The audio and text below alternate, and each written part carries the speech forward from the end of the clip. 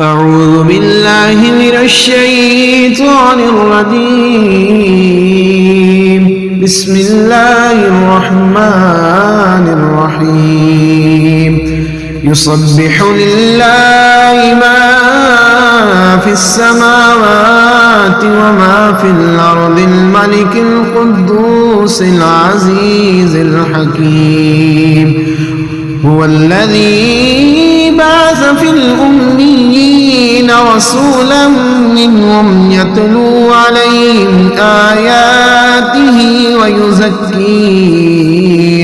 ويزكيهم ويعلمهم الكتاب والحكمة وإن كانوا من قبل لفي ضلال مبين. وآخرين منهم لما يلحقوا بهم وهو العزيز الحكيم. ذلك فضل الله يؤتيه من يشاء والله ذو الفضل العظيم.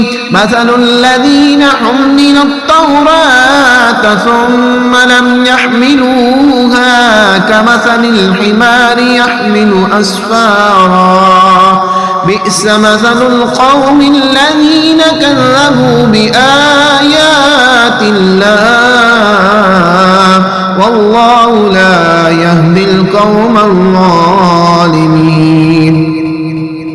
قل يا أيها الذين هادوا إن زعمتم أنكم أولياء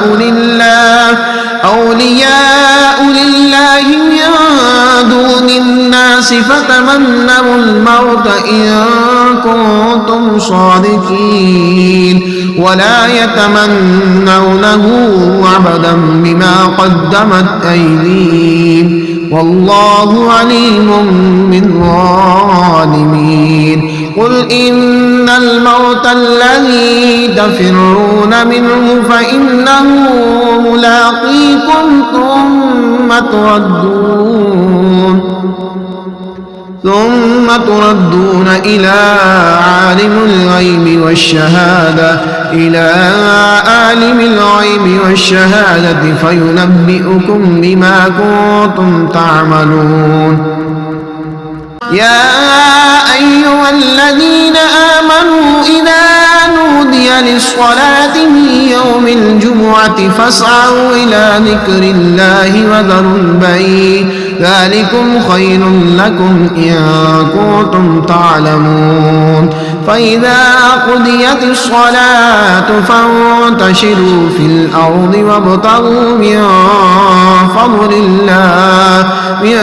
فضل الله واذكروا الله كثيرا لعلكم تفلحون.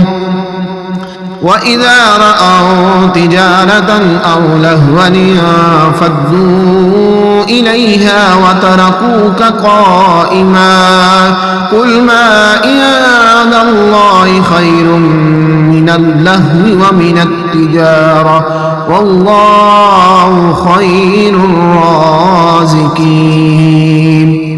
صدق الله العظيم.